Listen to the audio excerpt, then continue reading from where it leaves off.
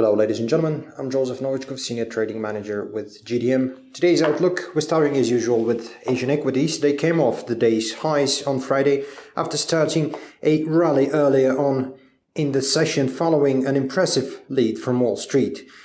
Shares and of course markets in China narrowed advances late Friday with the Shanghai Composite Index 0.6% higher, of course also tracking the Japanese 225 index, which extended gains with 1% on the broad-based rise on Friday. And of course, thanks to fresh weakness in the yen. The greenback rose 0.3% to 119.13 yen, pulling back away from a 7-week through of 111.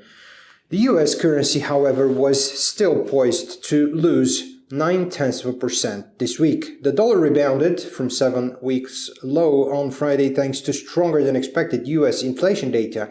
Indicators on Thursday showed a surprise 0.2% rise in September US core consumer price index, boosting the year-on-year gain to 1.9% and of course pushing it closer to the Federal Reserve's 2% goal.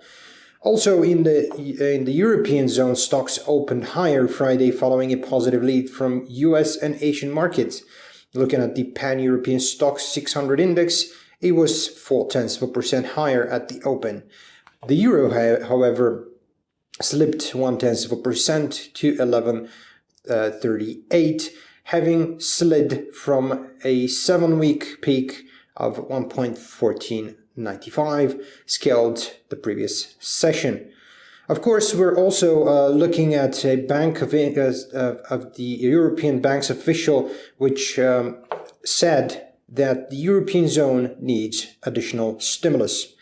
Gold in the commodity sector dropped from a 3.5-week high, supported by the dollar, but of course the metal was still set for a biggest weekly jump in 4 weeks on bets the Federal Reserve will not hike interest rates this year. Gold is 0.3% to 11.7916 an ounce in late Asian trade, and it has hit 3.5-month high of 1190.63 in the session before. But of course, it ended the day lower after US inflation jobless claims data came, some concerns about the strength of US economy, and of course boosted the dollar.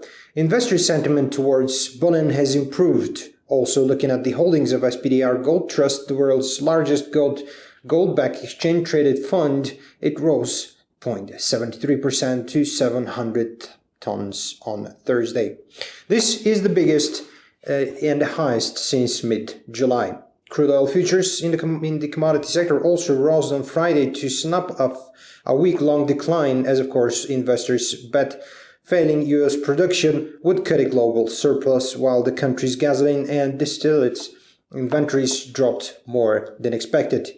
US crudes from month November contracts rose 47 cents to or somewhat a little over 1% to 46.85 a barrel after settling down 26 cents or 0.6%. In the calendar today, the most important event is the Reuters Michigan Consumer Sentiment Index, which comes out at 14. However, in about an hour time, we're looking at the Eurozone's inflationary indicators such as the CPI index and trade balance. That's all for today. Thanks a lot for watching. See you next time. Bye-bye.